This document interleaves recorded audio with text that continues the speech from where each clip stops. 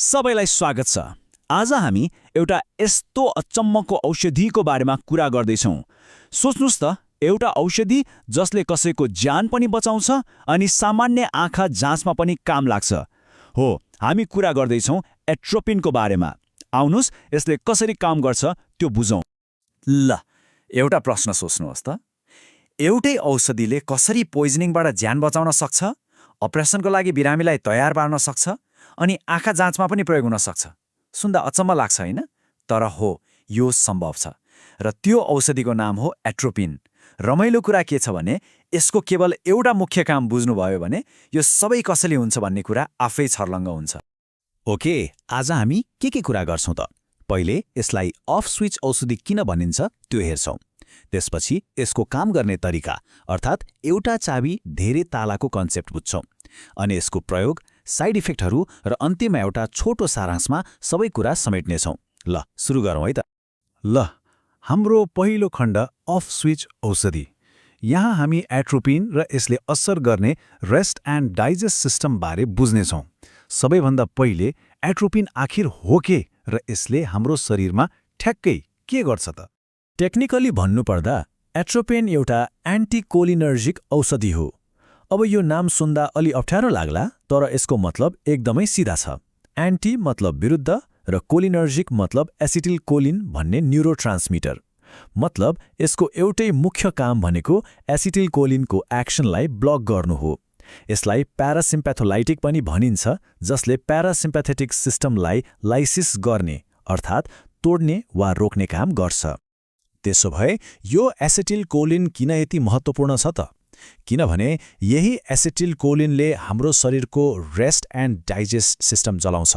तपाईले सुन्नुभएकै होला, प्यारासिम्प्याथेटिक nervous system. हो, त्यही सिस्टम हो जसले हामीलाई शान्त राख्छ, आराम गराउँछ अनि खाना पचाउन मद्दत गर्छ। अब कुरा जोड्नुस् त।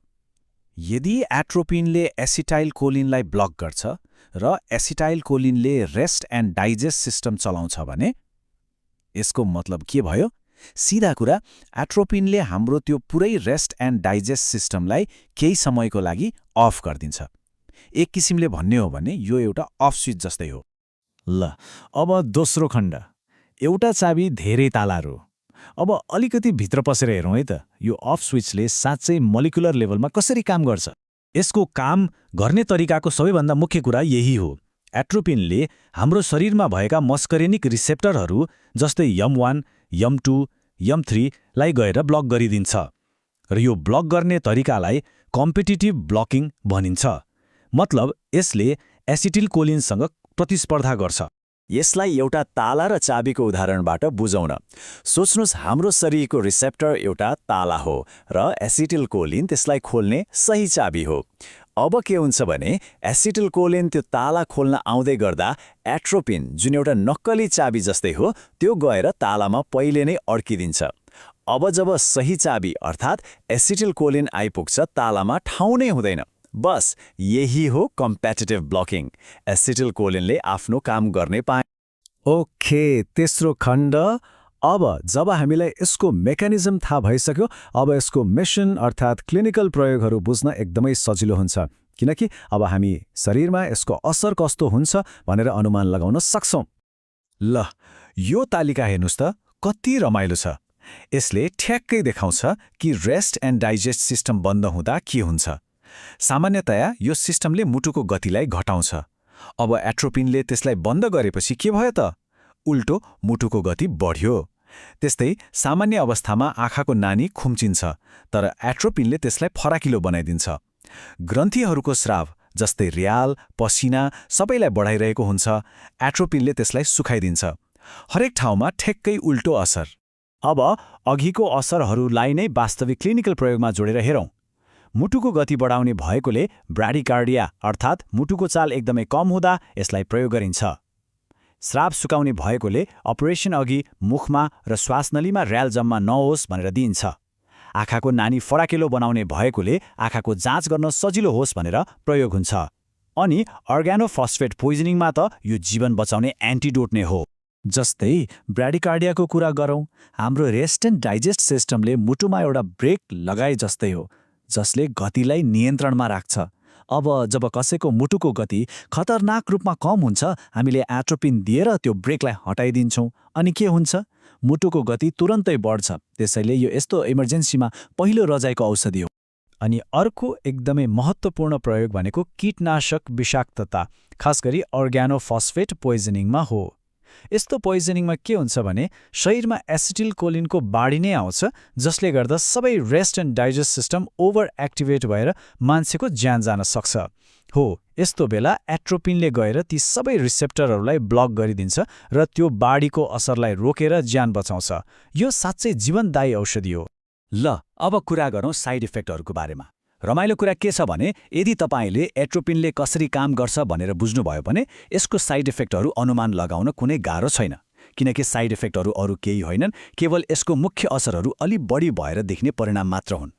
मेडिकल फिल्डमा एउटा एकदमै चर्चित भनाइ छ जसले एट्रोपिनको साइड इफेक्टलाई ठ्याक्कै सम्झाउँछ। त्यो हो हड्डी जस्तै सुक्खा, चमेरो जस्तै अन्धो, खरायो जस्तै तातो र टोपीवाला जस्तै पागल। अब यसको अर्थ के हो त? एकदमै सिधा छ। हड्डी जस्तै सुक्खा मतलब यसले र्याल र पसिना सुकाइदिन्छ, जसले गर्दा मुख सुक्खा हुन्छ। चमेरो जस्तै अन्धो किनभने आँखाको नानी फराकिलो भएर दृष्टि धमिलो हुन्छ। खरायो जस्तै तातो चाहिँ पसिना आउन बन्द भएर शरीरको तापक्रम बढ्ने हुनाले। र टोपीवाला जस्तै पागल भन्नाले कहिलेकाहीँ विशेष गरी वृद्धवृद्धामा यसले कन्फ्युजन वा डिलिरियम गराउन सक्छ। सबै कुरा यसको मुख्य मेकानिजमसँगै जोडिएको छ।